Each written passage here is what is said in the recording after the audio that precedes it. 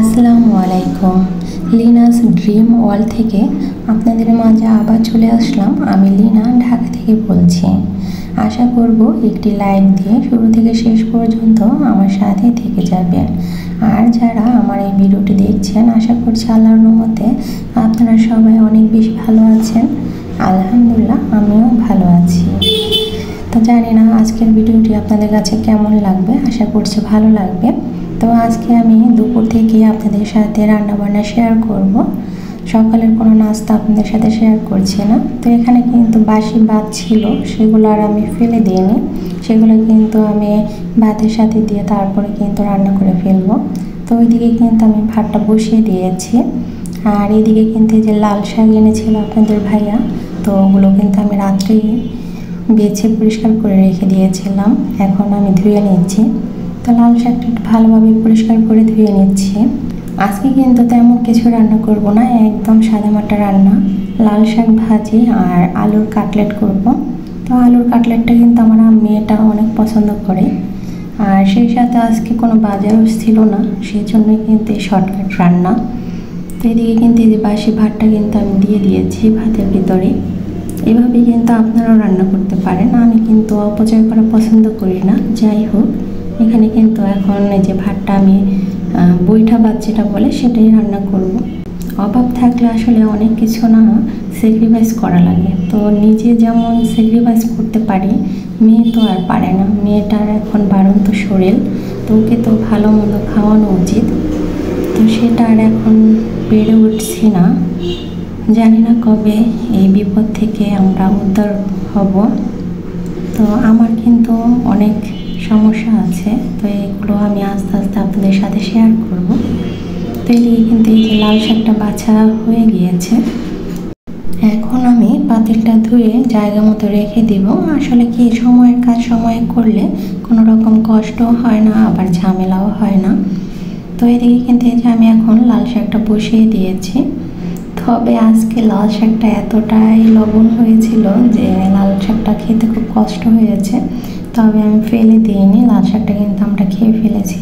তো যেই কথা বলছিলাম যে বাজারটা নেই একদমই, তো আজকে বাজার নেই বলেই কিন্তু এই ধরনের রান্না করলাম। তবে খেতে কিন্তু আলহামদুলিল্লাহ অনেক ভালো হয়েছে। আলুর কাটলেটটা কিন্তু অনেক মজা হয়, আপনারাও করে খেয়ে দেখতে পারেন আলুর কাটলেট। তো আলহামদুলিল্লাহ যতটুকু ভালো আছে আল্লাহর কাছে শুকরিয়া। আশা রাখি, আল্লাহর উপরে ভরসা রাখি, এক সময় আমার এই অভাব অনটন দূর হয়ে যাবে। তো এখানে কিন্তু এই যে পেঁয়াজটা কেটে নিচ্ছি, একটু ফর্মালিটি করলাম, মানে ভিডিওতে ভালো দেখানোর জন্য ছুরিটা ইউজ করলাম। তো ছুরি দিয়ে কিন্তু আমি তেমন ভালোভাবে কাটতে পারি না। অনেক দিন ধরে মাঝে মাঝে কাটি, অনেক দিন ধরে না, মাঝে মাঝে কাটি আবার কাটি না, এরকম অবস্থা। সেজন্য কিন্তু এখনও আমার হাতটা ক্লিয়ার হয়নি। আমি ভিডিওতে দেখানোর জন্য শুধুমাত্র কেটেছি। এইদিকে কিন্তু শাকটা কিন্তু মজে গেছে। তো লাল শাকটা আমার মেয়ে অনেক পছন্দ করে। আর লাল শাকে যদি লাল না হয় তাহলে কিন্তু আমার মেয়েটা খেতে চায় না। ওর কথা, হাত এবং ভাত যদি লাল না হয় তাহলে লাল শাক কিসের। এই মানে আরেকটা যে শাক আছে শক্ত শক্ত, ওই শাকটা কিন্তু আমার মেয়েটা খেতে চায় না। আর লাল শাক হলে ও সুন্দর মতো খেয়ে ওঠে। যাই হোক, কাঁচামরিচ তো ছিল না, সেজন্য যে শুকনো মরিচ একটু বেশি করে দিয়ে দিলাম। এখন আমি শুকনো মরিচটা একটু হালকা ভেজে নেব, তারপর পেঁয়াজ রসুন দিয়ে তারপর শাকটা বাগার দিয়ে দিব।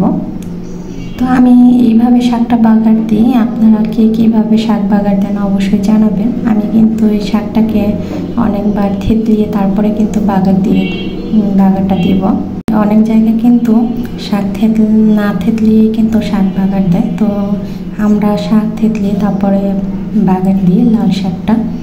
আমার ভিডিও যদি আপনাদের কাছে ভালো লাগে অবশ্যই আমার চ্যানেলটি সাবস্ক্রাইব করবেন এবং পাশে থাকা অল অপশনটি প্রেস করে রাখবেন, যাতে আমি ভিডিও ছাড়া মাত্র আপনাদের কাছে নোটিফিকেশন চলে যায় আর আপনারা সময় সুযোগ মতো আমার ভিডিওটি দেখে নিতে পারেন।